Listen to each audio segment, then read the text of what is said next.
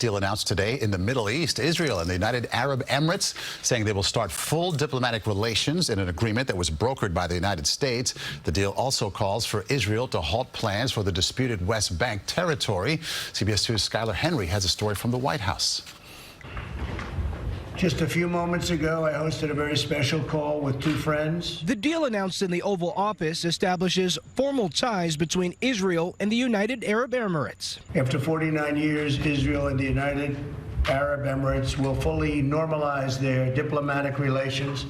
They will exchange embassies and ambassadors and begin cooperation across the board. The agreement makes the UAE the first Gulf Arab state to set up full diplomatic ties with the Jewish state. President Trump credited advisor Jared Kushner for brokering the agreement. I would like to say to the people of the region, Muslims, Jews, Christians, that this does give hope that the problems of the past do not condemn you to a future with conflict. In exchange for the normalization of relations, Israel will halt plans for building settlements in the disputed West Bank region. Prime Minister Benjamin Netanyahu called it an historic day.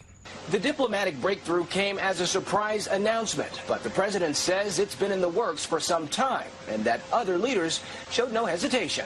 It was like in love. It was a tremendous relationship has been built up over the last, I would say, year. Before that, it was very tense. The deal calls for Israel and the UAE to sign a series of bilateral agreements on issues including tourism, security, and energy. And the president predicted more agreements in the future. Now that the ice has been broken, I expect more Arab and Muslim countries will follow the United Arab Emirates. The announcement offered the Trump administration a rare diplomatic win in the Middle East, where efforts for a peace deal between Israel and the Palestinians have so far gone nowhere.